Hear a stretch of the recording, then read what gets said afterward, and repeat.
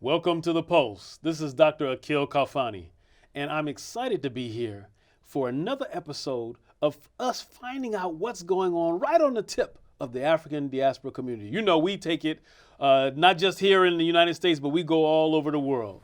Well, today, I'm telling you, I have a special guest here for you today. Somebody who has been traveling around the world, and every time I look up, he's in another place, and we end up in the same places sometimes. But we're talking about someone who is a retired physician, surgeon, but now is doing some additional work to carry on the legacy of his father. Today, folks, we have none other than Dr. Julius Garvey. And Dr. Julius Garvey is the son of the wonderful, the amazing Marcus Messiah Garvey. Think about that. We're right here continuing the legacy of Dr. I call him doctor because he was like a doctor to me. When we think about Marcus Garvey, because he was a doctor because he helped heal us in so many ways, heal our spirit and our soul, help us connect into who and what we are. But his son was an actual medical doctor. And so we're here today. And join me as I welcome Dr. Julius Garvey to the stage. Welcome to the stage, Dr. Garvey. Thank you so much for having me, Akil. It's a pleasure to be here. Yeah, oh no, the pleasure is all mine. So we're going to just get into a couple of, I know you wrote a book and writing another one, but we're going to talk about that maybe a little bit later. First, I just want to just kind of talk to you about what was it like growing up in the household of none other than Marcus Garvey and your mother, Amy Garvey, these two powerhouses. Mm-hmm. What was that like? And tell me something about your upbringing. Well, I think my upbringing was phenomenal. First of all, I like to tell people that I chose my parents very carefully. So it was not accidental. Right. And, you know, both my parents were wonderful. But interestingly, you know, the last time I saw my father, I was 5 years of age. We had gone to England, and he had moved there in 1935 and brought us there. And we stayed until 37, 38. And then we came back to Jamaica because my brother was having trouble with arthritis because of the damp weather in England. So we had to come back to Jamaica, tropical climate. So, and then he died in 1940. So my memories of my dad are those of a small boy of 5 years of age. And he looms large as a person. But, you know, they're childhood memories of, you know, playing with my brother in the living room, and, you know, and my father watching and kind of adoring, throwing snowballs in the backyard, going to the movies, him buying me ice cream and that sort of thing. But I really learned about my dad from my mother, who was a powerhouse in her own right. She was initially secretary, and she had was well trained in terms of her Jamaican upbringing. She was a legal secretary in Jamaica, which was unusual at that time because you had to have training almost as a lawyer to be a legal secretary. So she was very accomplished, and she met my dad up in New York. And then she joined the organization and helped him to straighten out the books, which were sort of chaotic back in the day, so to speak. And, you know, she worked very well in terms of the organization and with him. The major newspaper that they had was the Negro World, and she did the woman's page, or the woman's column. And she brought a great deal of information and dignity to women based on the content of the column. It wasn't just a matter of fashion, but it was poetry and other intellectual accomplishments. And interestingly, in the UNIA, there was always a female president, there was a male president, so women had parity. And my mother was very intelligent, so she always argued with my dad. They used to have arguments, you know, in terms of intellectual understanding of what was right, what was not right, and how you should proceed, and so on. So she brought me up, basically. Like I said, my father died in 1940. I was 7 years of age, and I hadn't seen him since I was 5. So most of what I learned from my father, about my father and the organization in terms of its early working, was through my mother. Okay. And then, of course, later on, I read a lot about my dad, per se. Right, right. Now you have had a brother, Yes. and how much older was your brother than My you? brother is 3 years older. 3 years older. Okay, okay. And when you went back to Jamaica, how long did you go to school in Jamaica, Yeah. or we're going to tell us a little bit about your experience in Jamaica? Yeah, it was interesting in that I remember the first thing about Jamaica that I remembered is when we were coming back. We came back in a ship out of Southampton, coming into Kingston, and I saw all of these people. No, I wasn't used to seeing black people. I was used to seeing white people in Right. England. So what was my reference in terms of people. So I said to my mother when we were on deck, I said, "What are all these black people doing here?" And she said, "They're coming to see you." So yes, your father was a great man, but that's the first time I knew, who and what my father was. I mean, it wasn't a great intellectual understanding, but I knew he was somebody because there were literally thousands of people there waiting for the ship to dock and for us to come on board and so on. So that was my first memory of Jamaica. I didn't have a memory before that because I was 3 years old when I left. And then I was growing up, in a typical sort of middle-class suburban area, which was very interesting. Again, growing up, both myself and my brother, we had English accents. So we'd be playing soccer on the lawn, and people would be lining the streets, Marcus Garvey's sons, I say, old chap, pass the ball. We're talking. So, those were early childhood memories. But I did do high school in Jamaica. I went to Wilmer's Boys School, and then I worked 1 year at the lab, at the laboratory there, and then I went abroad to study. Okay, okay. Very interesting. So when you think about those days in Jamaica and moving, coming out now, someone from in high school, right? You in high school and graduated. Were the ideas of your father still very prevalent when you were leaving, or how were the ideas of Garveyism received at the time you were getting ready to go to college? Well, at that time, I would say that I was not in any sense a political animal, although I had an understanding of what was going on because my mother was involved in what's called the People's National Party, which is one of the two major parties in Jamaica. And she used to speak on the platform and so on. They wanted her to run for office, but she didn't want it. She wanted to stay home and take care of us. But so I used to go to political meetings and what have you. And, those were the early days of strong, Jamaican nationalism, shall we say. And I think a lot of that was based on my father's teachings. Because when he went back to Jamaica from the United States in 1927, he formed the first political party in Jamaica, Right. as well as the first labor movement in Jamaica. So he really formed the foundation of Jamaican nationality, and later on, of course, independence.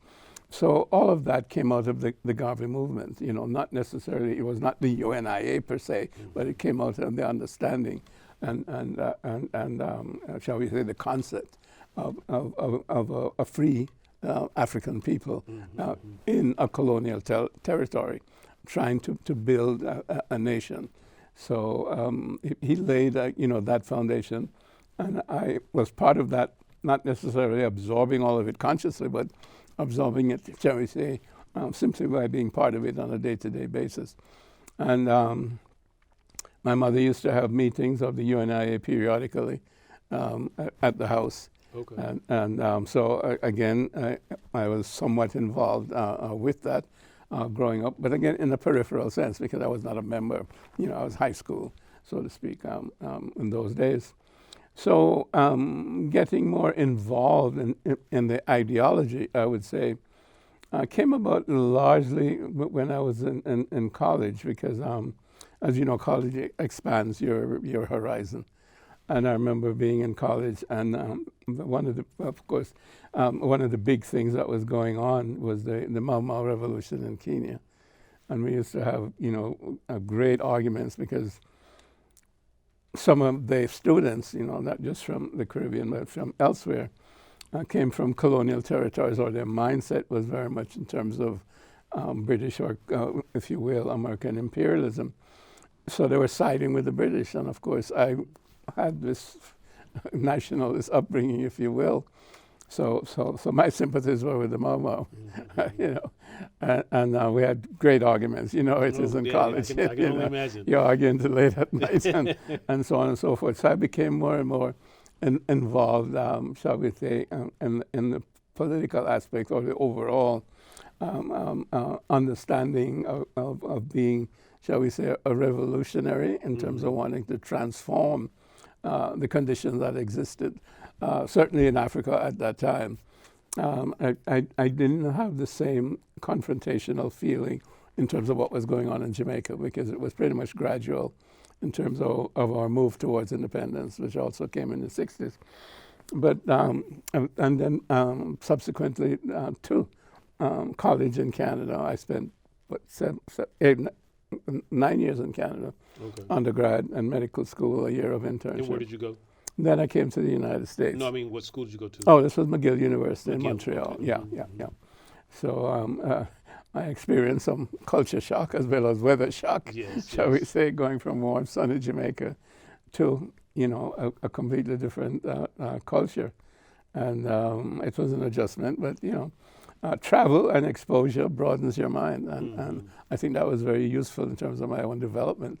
Very on, you know, I was born in Jamaica, but lived for a time in England and went to school in Canada. So, yeah, I had more of a world view as opposed to an insular view. Interesting, because when I look at how you were in school and dealing with the Mau, you have to you think that you had Ambassador Dudley Thompson, who was from Jamaica, who became the lawyer to help fight the whole for Jomo Kenyatta, when he was accused, fight the whole British government, if you will, to deal with that. And so, you know, he is building on this Garveyism as well. Yes, you know, and so you have these great people who influence the things going on around you, so that even if you didn't, you know, you were impacted by Garveyism in subtle ways. And so that's interesting to think about, that there's these things that we see and we understand and we don't understand, but they all have impacts on us. No question about it. And I did meet and know Dudley very well later on, after I'd finished school, et cetera, and I'd gone back to Jamaica periodically. And he lived in Jamaica again after I left. But he continued to be a very strong Pan-Africanist. Right. A Garveyite Pan-Africanist. No, I met him as well. So you know what, we're gonna get ready to move into the second part of this discussion. And so I wanna just take a pause right here. We're gonna talk about the books and some other stuff. So stay tuned, folks.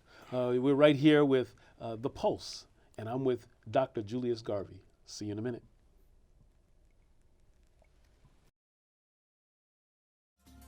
The Pulse explores the continuous thread that exists throughout diverse African and African diaspora communities. We will have personal interviews, demonstrations, and entertainment. The Pulse holistically and critically looks at economics, politics, education, art, sports, and health. Join us as we explore the connections between African Americans and African descendants from around the world on The Pulse. Essex County College has all you need to succeed. We have outstanding academic and workforce development training programs.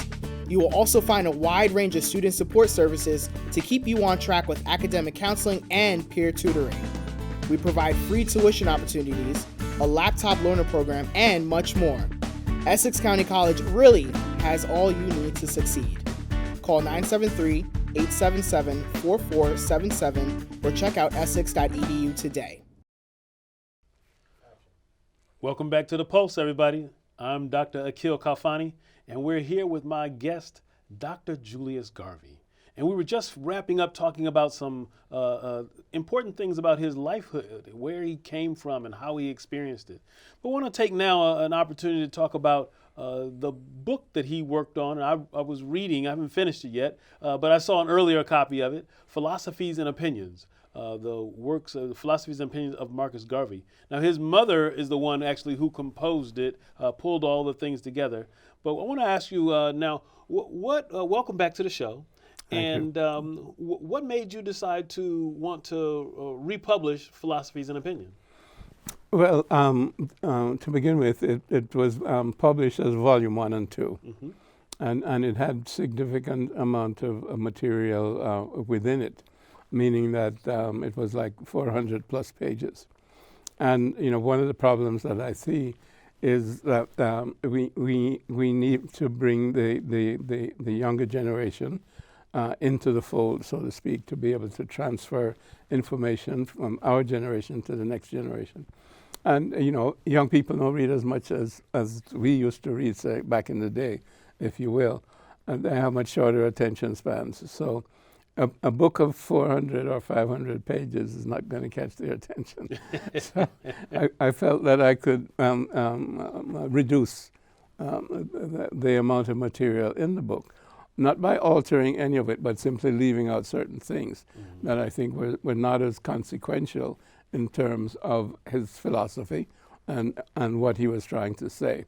So I left out certain things, and then I did an introduction as well as a postscript, again to sort of update it, because of course it was written 100 years ago plus, meaning that it was compiled from his speeches and writings, some of the writings in the Negro world and in magazines and so on and so forth, that my mother, as you said, put together, back in the 20s.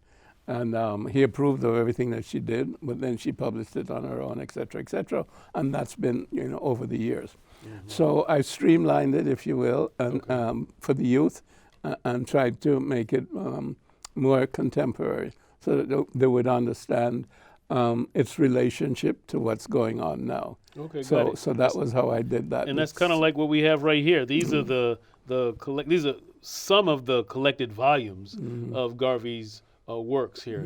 I have, I think, 4 or 5 of them in my office, but I think the complete set is about 8. I think it's actually about 11 or 12. Okay, actually, so a couple maybe that I don't even have. And I think that one of the things that is important to me is that oftentimes today we have such terse and abbreviated communications that we probably would never be able to do this again, right? Because if you think about our communications between you and I, they're on WhatsApp or text messaging, and they're really short, whereas they wrote letters, and then they kept those letters, and now you had volumes of stuff that you could say that someone could compile, but I don't know that we have that possibility today. Well, again, I think it's attention span, and it's the way the culture is, as you're mentioning. It's in brief bites. Everything is a sound bite. As opposed to a reasoned sentence that has meat to it and meaning, which you have to use your critical thinking to understand what it is saying, and perhaps even the meaning behind the words. Right. Whereas now it's like, okay, it's red, black, and green. Bye. Well, what does the red mean? What does the black mean? What does the green mean? You don't have time for that. That's our liberation flag. Okay, I got it. Well, no, I have to stop you there now. You said the red, black, and green, and your father created this flag. What is the red, black, and green? What do we have all these colors for? What's the flag? Okay, the red stands for our blood, meaning our ancestry, and as the first human beings, etc. Right. And the DNA that comes down to us through that. Yes. The black is for our phenotype, in terms of our complexion, and the green is really for the wealth that we have in terms of the continent of Africa.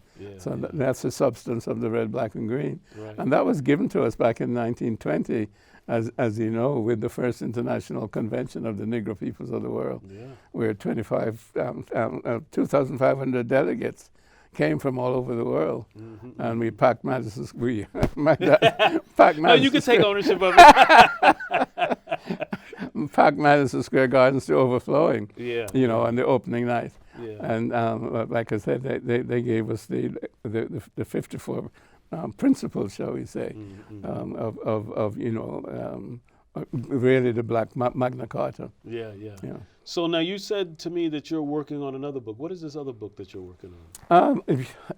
I think one of our problems, basically, a significant part of our problem is our miseducation. As you know, Carter G. Woodson, who was a contemporary of my dad back in the 20s and 30s, talked about the miseducation of the Negro. He said, if you can educate somebody to the extent where you don't have to tell them to go to the back door, automatically they'll go to the back door because that's what you're placed in their mind. And somehow you and I were talking about this earlier on in terms of neuro-linguistic programming. Right. And this is just a more gross form of neuro-linguistic programming, but it's in the educational system. If you're learning the same material and the same perspective and the same ideology as the people who oppressed you, then you're going to end up oppressing yourself, or you're going to feel inferior because it's, to that person because it's based on white supremacy and the superiority of the European phenotype as opposed to African people. And so our history has been distorted, etc., as you know.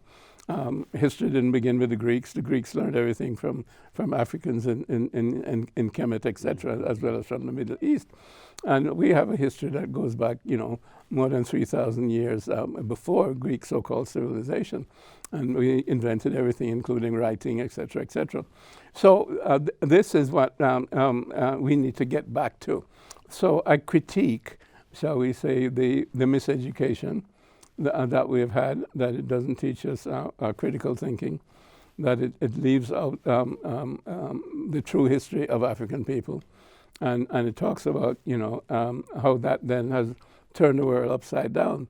Because the belief is that Africans are inferior, have not created any civilization at all, and Europeans created civilization. Africans civilized Europeans on at least two occasions. One, back in the days of the Greeks and the Romans, and then two, with the Arabs and the Moors in the 7th century. And of course, that was, back in BC and then in the 7th century AD. So, this is the reality. But it has been distorted to maintain an image of inferiority for blacks and superiority for whites. So we have to get away from that, because then that has disconnected us from our true identity, from our true culture, and from our traditions, which have been downplayed.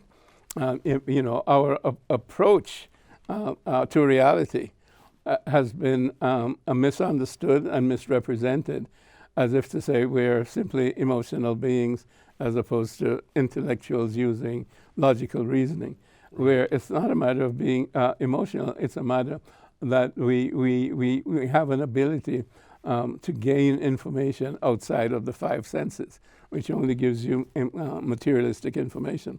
But we have an ability to get, if you will, spiritual information, because we're both spirit and matter. That's what it means when we say we have a soul as well as we have a physical body. And the mind is the interface between the soul and the physical body. So we appreciate information that comes to us vibrational, if you will. Exactly. And that may sound spooky-wooky, but it's not spooky-wooky. Nowadays, everybody is talking about the unified field. Well, that's what the unified field is. It's what our ancestors talked about. Our ancestors were dealing with this a long time We're dealing ago. with it 6,000 years ago. Yeah. And you see, and we are part of the unified field. We are based in it. Right. That's our source. Right. That's in us. We're part of it. So all you have to do is open yourself to it. And that's what Africans have done over time. And that's the basis of our aesthetic, our arts, our appreciation of rhythm, and our knowledge base. Right. Because we gain more knowledge that way than simply knowledge through the 5 senses and reasoning. So the knowledge that we get then is wisdom, because it's coming from us, from the totality of the universe. And as I say, ashe. Ashe. So our time is limited, so I want to touch on 2 other subjects before we get out of here. One is you've been, you're talking about a couple other things that lend to this conversation about exoneration, right? To exonerate your father from his arrest and all those things that are related to it. And then I want to, so we only have about 30 seconds on that. And then I want to just kind of start moving into where do you see yourself going? What is the legacy you're going to leave in addition to that which your father did? Well, basically, we have certainly been involved with the whole exoneration process, at least since 1987, which was the centennial of his birth. And, people like Congressman Charles Rangel from Harlem, John Conyers from Detroit, and so on, have taken this to the Congress. And recently, Yvette Clarke with House resolutions to exonerate my dad because it was a fraudulent trial with no evidence except an empty envelope, and a perjured witness and a perjured prosecuting attorney, as well as a judge who should have recused himself because he belonged to an organization that was antagonistic to my dad. So there was no real evidence. It was a trial to destroy Marcus Garvey. And I'm going to stop you on that one. It was a trial to destroy Marcus Garvey. So we got about 30 seconds left. Where do you see Dr. Julius Garvey? What is the legacy you have? How are you going to, what do you want people to see for you? Well, basically, number one, I'm trying to clear his name. And number two, I'm trying to continue his legacy, meaning to translate his philosophy and ideas within the contemporaneous 21st century atmosphere, a milieu. For example, reparations. I'm involved with the reparations struggle. We need a transformation of the systems that govern the world, all the way from the United Nations through the World Bank, International Monetary Fund, World Trade Organization, World Health Organization. All of those organizations are propping up a system that takes the resources from the rest of the world and uses it simply for a minority and impoverishes the rest of the world. And so with that they're trying to impoverish the rest of the world, we're going to have to leave it at that. Thank you so for having much. me. I appreciate it. My You're pleasure. here with the Pulse. This is Dr. Akil Khalfani. You've had the opportunity to join us here with my amazing guest, Dr. Julius Garvey, continuing the legacy of his father, none other than Marcus Messiah Garvey. Come back and join us again. This is The Pulse.